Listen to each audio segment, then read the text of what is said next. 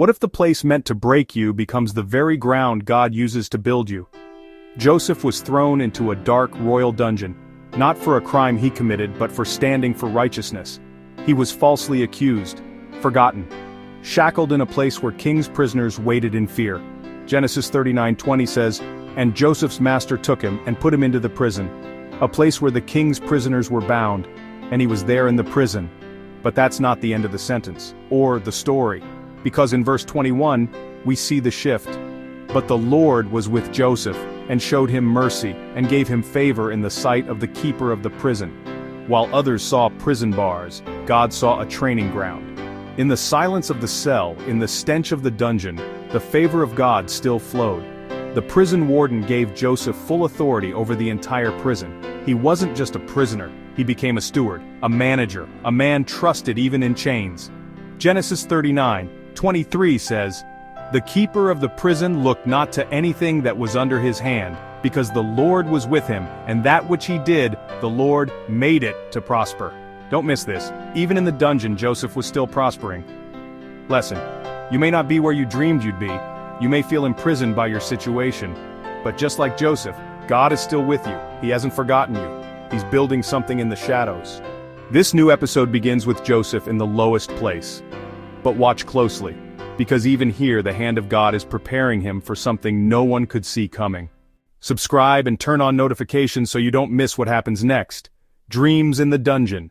When two royal prisoners enter Joseph's world, and heaven begins to whisper again. Stay with us, this story is just getting deeper. The keeper of the prison looked not to anything that was under his hand, because the Lord was with him, and that which he did, the Lord made it to prosper. Genesis chapter 39 verse 23. Joseph may have been locked behind prison doors, but, heaven still walked with him. Genesis chapter 40. The dreams in the dungeon. Joseph meets Pharaoh's chief butler and chief baker, who have each offended the king and are imprisoned with him. One night both men have dreams that deeply trouble them, but no one can interpret them. Joseph says to them, "Do not interpretations belong to God? Tell me them, I pray you." So, the butler begins to share his dream. He describes seeing a vine with 3 branches, and these branches start to bud and blossom right before his eyes. Then he finds himself pressing grapes into Pharaoh's cup and handing it over to Pharaoh himself. Joseph listens and explains, saying, "The 3 branches represent 3 days. In just 3 days the butler will be restored to his position. But think on me when it shall be well with thee, and show kindness, I pray thee, unto me, and make mention of me unto Pharaoh, and bring me out of this house." Genesis chapter 40 verse 14. So then the baker goes ahead and shares his dream. He describes seeing 3 white baskets on his head, all filled with baked goods meant for Pharaoh, but, birds come and eat from them. Joseph listens and with a heavy heart tells him the meaning. The 3 baskets represent 3 days, and sadly, he will be executed. And exactly 3 days later on Pharaoh's birthday, both of Joseph's interpretations come true. The baker's story ends with sorrow. "Yet within 3 days shall Pharaoh lift up thy head from off thee, and shall hang thee on a tree, and the birds shall eat thy flesh from off thee." Pharaoh restored the chief butler unto his butlership again. He gave the cup into Pharaoh's hand, yet the chief butler remembered not Joseph but forgot him. 2 long, silent years follow. Joseph is left alone, still in the dungeon. Genesis chapter 41, From Dungeon to Destiny. And it came to pass at the end of 2 full years that Pharaoh dreamed, and behold, he stood by the river. Pharaoh sees 7 well-favored and fat-fleshed cows come up from the Nile and graze in the meadow. Then 7 ill-favored and thin cows come up and devour them. He wakes up then, sleeps again. In his second dream, 7 ears of corn, fat and good, grow on one stalk. Then 7 thin and blasted ears spring up and, well, they devour the good ears. And it came to pass in the morning that his spirit was troubled. None of Pharaoh's magicians could interpret the dream. Suddenly the chief butler remembers Joseph.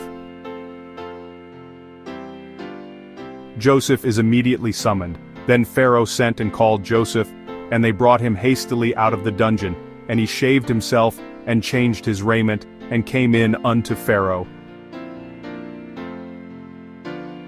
Pharaoh shares the dreams. It is not in me. God shall give Pharaoh an answer of peace. Joseph explains, the dreams are one. The 7 good cows and 7 good ears are 7 years of plenty. The 7 thin cows and ears are 7 years of famine. God is warning Pharaoh to prepare. Joseph gives his advice, suggesting, that Pharaoh should appoint a wise man and collect grain during the 7 good years. Pharaoh is just amazed and he declares, can we find such a one as this is, a man in whom the Spirit of God is? Joseph is exalted as Pharaoh says, thou shalt be over my house. From Genesis chapter 41, verse 40.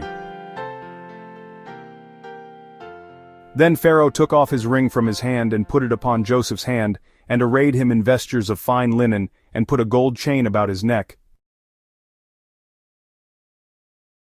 And Pharaoh called Joseph's name Zaphnath-Paneah, and he gave him to wife Asenath, the daughter of Potipharah, priest of On. He was 30 years old when he stood before Pharaoh.